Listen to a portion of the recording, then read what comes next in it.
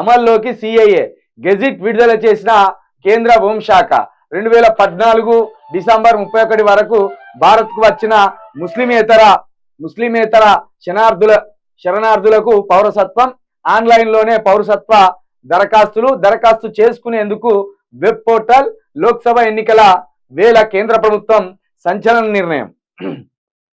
లోక్సభ ఎన్నికలకు ముందు కేంద్రంలోని బీజేపీ సర్కార్ సంచలన నిర్ణయం తీసుకుంది. పౌరసత్వ సవరణ చట్టం 2019 సిఏఏ అమల్లోకి తీసుకొచ్చింది. ఇందుకు సిటిజన్ అమెండ్మెంట్ యాక్ట్, ఇది సిటిజన్షిప్స్ ఉంటాయి కదా, పౌరసత్వం అనేది, పౌరసత్వానికి సంబంధించిన చట్టం ఇది అమల్లోకి తీసుకొచ్చింది.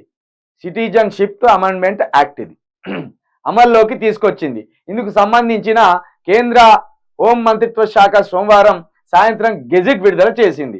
ఆ వెంటనే దేశమంతా సిఏఏ అమల్లోకి వచ్చింది. మతపరమైన హింస కారణంగా 2014 డిసెంబర్ 31 కంటే ముందు బంగ్లాదేశ్, పాకిస్తాను, ఆఫ్ఘనిస్తాన్ నుండి భారత్కు వచ్చిన ముస్లిమేతర శరణార్థులకు పౌరసత్వం ఇచ్చేందుకు లైన్ క్లియర్ చేసింది. వీరికి పౌరసత్వం కల్పించేలా 2019 డిసెంబర్లో ప్రతిపక్షాల తీవ్ర నిరసన మధ్య మోదీ సర్కార్ పార్లమెంట్లో ఈ బిల్లును ప్రవేశపెట్టగా ఆమోదం పొందింది. దీనికి రాష్ట్రపతి కూడా సమ్మతి తెలిపారు. రాష్ట్రపతి వాళ్ళోళ్ళేనా, సభ్యులు వాళ్ళోళ్ళేనా, కావలసినంత మెజార్టీ ఉన్నప్పుడు ఏ చట్టం పెట్టినా అమలైపోతుంది. అరే ఈసీని మార్చడానికే, ఈసీ కమిషనర్ మార్చడానికే సుప్రీంకోర్టు న్యాయమూర్తిని లేకుండా కేంద్ర మంత్రిని అందులోకి ఇంక్లూడ్ చేసుకున్నారు. అటువంటిప్పుడు ఇదెంత పెద్ద పని. అయితే ఇప్పుడు ఏంది, ఇది స్వతంత్ర 2014 డిసెంబర్ 31 వరకు భారత్కు వచ్చిన, ఇక మనకు అంతకు ముందు నుండి అనాది నుండి ఎప్పుడైతే భారతదేశం అనే ఒక స్ట్రక్చర్ ఏర్పడిందో అప్పటి నుండి మొదలు పెడితే 2014 వరకు ముస్లింలు కాకుండా, చూడండి, ముస్లింలు కాకుండా, క్రైస్తవులు కాకుండా, పార్సీలు కాకుండా, ఇతరులు ఎవ్వరు కాకుండా, ఓన్లీ ముస్లిమేతరులు కాకుండా ఎవడు వచ్చినా వాడు భారతదేశం ఓడే అని చట్టం చేసిండ్రు వీళ్ళు. ఈ చట్టాన్ని చేసి ఆమోదించి పడేసిండ్రుగా. దీనికి వారణాసిలో సంబరాలు చేసుకుంటాను, తిరువనంతపురంలో ఏమో నిరసన వ్యక్తం చేసింది. తిరువనంతపురం ఇది కేరళ, అదేవిధంగా తమిళనాడులో కూడా నిరసన వ్యక్తం చేస్తాను. ఇక మన ఆంధ్రప్రదేశ్కు, తెలంగాణకైతే దీని మీద సోయే లేదు. అటు వ్యవసాయానికి సంబంధించి నల్ల చట్టాలు తెచ్చినప్పుడు కూడా మనకు సోయే లేదు. ఏం జరుగుతుంది అనేది కూడా తెలియదు మనకు. దేశంలో మనం ఏం చేస్తాను, వచ్చిదే బొమ్మలాగా చూస్తాం దేశంలో ఏం జరుగుతుందని.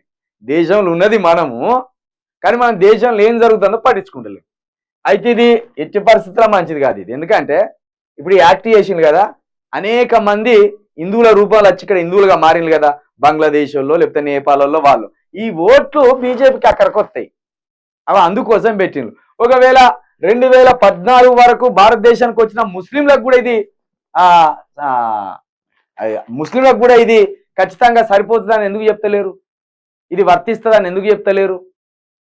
ఓన్లీ ముస్లిమేతర అని పెట్టిండు. భారతదేశం ఎవరిది? బాపనోళ్ళదా, కోటోళ్ళదా, క్షత్రియులదా? ఇక్కడ ఉన్న ముస్లింలు ఎవరు? ఒక అసౌద్దీన్ తప్పించి, ఆయన ఈ మధ్య మంచిగా మాట్లాడతారు, ఆయన తప్పించి మిగతా వాళ్ళంతా, ఇక్కడ ఉన్న ముస్లింలంతా ఎస్సీ, బీసీ, ఎస్టీల నుండి కన్వర్ట్ అయిన వాళ్ళు. ఇక్కడ ఇప్పుడు ఏ విధంగా అయితే ఎస్సీలు, బీసీలు, ఎస్టీలు ఉన్నారో క్రైస్తవంలోకి పోయిన వాళ్ళు, ఇక్కడ ఉన్న ముస్లింలు కూడా, గ్రామీణ ప్రాంతంలో ఉన్న ముస్లింలు కూడా 100% వాళ్ళు ఇక్కడ ఎస్సీ, బీసీ, ఎస్టీలే.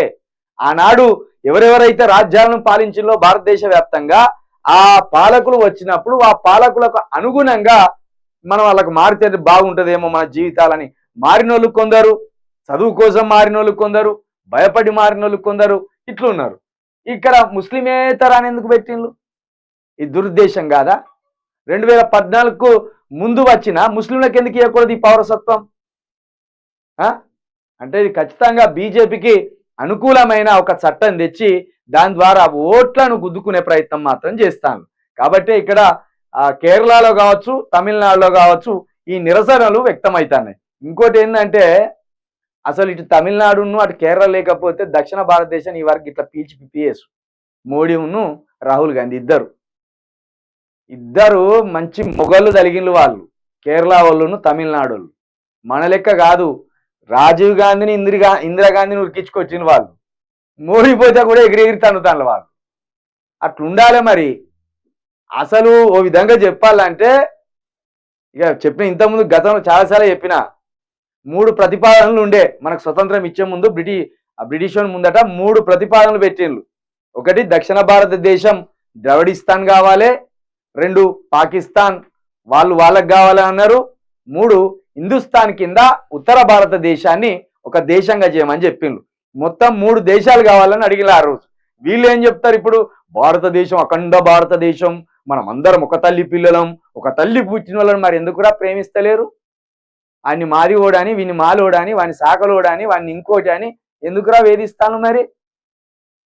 ఏనాడు ఒక దేశంగా లేము మనం, ఏనాడు ఒక తల్లి పిల్లడం కాదు మనం. ఇవాళ తల్లి వాళ్ళకే ఉన్నది, ఇవాళ తండ్రి వాళ్ళకే ఉన్నాడు. భారతదేశం అంతా కలిసి ఎప్పుడు ఒక దేశంగా లేదు. స్వతంత్ర పూర్వం ముందు 9 రాష్ట్రాలుగా ఉండే, తర్వాత 13 రాష్ట్రాలుగా అయింది, తర్వాత 15, 18 ఇట్లా పెరుక్కుంటా 29కి పోయింది. ఇది ఏదో ఒక రోజు మళ్ళా కూలిపోయేదే. ఎందుకంటే బలవంతంగా కలుపుకుంటా పోతా అంటే ఏదో ఒక రోజు కూలిపోతుంది. ఇప్పుడు ఇక్కడ నిరసనలు అలాంటి నిరసనలే. ఎందుకో ముస్లింలు అద్దాట, మరి ముస్లింలు ఎందుకు రానిచ్చిండ్రు 2014 వరకు లోపలికి? ఏమన్నా ఎస్సీ ఓడు పాలించిందా భారతదేశాన్ని? బీసీ ఓడు పాలించిందా? ఎస్టీ ఓడు పాలించిందా? బాపనోడే పాలించిండు కదా ప్రతిసారి. మరి బాపనోడు దేశంలోకి రావడానికి ఎట్టిచ్చిండు మరి అనుమతులు? పాస్పోర్ట్ ఎవడిచ్చిండు? వీసా ఎవడిచ్చిండు? కాబట్టి ఇది చాలా కుట్రపూరితమైన చర్య ఇది.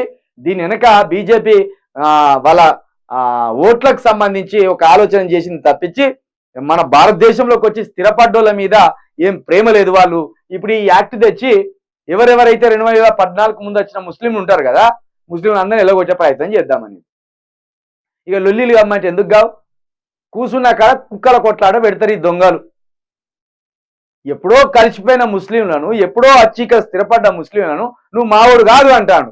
మరి ఎప్పుడో ఈ దేశంలోకి చొరబడ్డ ఈ అమిత్ షా తాతలు లేదా మోడీ తాతలు ఈ భారతదేశం వల్ల అందరికి డిఎన్ఏ టెస్ట్ చేద్దాం, ఎవడెవడు ఎక్కంచెలు వచ్చిండో బయటపడతా. సిద్ధమా? అందరికీ మోడీ కాంచి మొదలు పెడితే చిల్క ప్రవీణ్ వరకు అందరికీ డిఎన్ఏ టెస్ట్ చేద్దాం. ఈ జీన్స్ ఎక్కంచెలు వచ్చినాయి, ఈ జీన్కి సంబంధించిన ప్రాంతం ఎక్కడి బయటపడుతుంది. ఈ అమ్మ మిమ్మల్ని మొత్తం అందరు నిలబడతారు. మిమ్మల్ని బీజేపీ ఎడ్స్ అందరినీ ఈ దేశంలోకి వెళ్ళి నిలబడతారు. ఎందుకంటే బీజేపీని నడిపించేటోడు ఎవ్వడు కూడా ఈ భారతదేశం వాడు కాదు. ఆఖరికి కాంగ్రెస్ నడిపించేటోడు కూడా ఈ భారతదేశం వాడు కానే కాదు. జంబుదీపం, భరతఖండం ఈ 2 ఉన్నాయి కదా. జంబుదీపం సంబంధించి ఎస్సీ బీసీ ఎస్టీలు ఉన్నారు, భరతఖండంలో కూడా ఎస్సీ బీసీ ఎస్టీలు ఉన్నారు.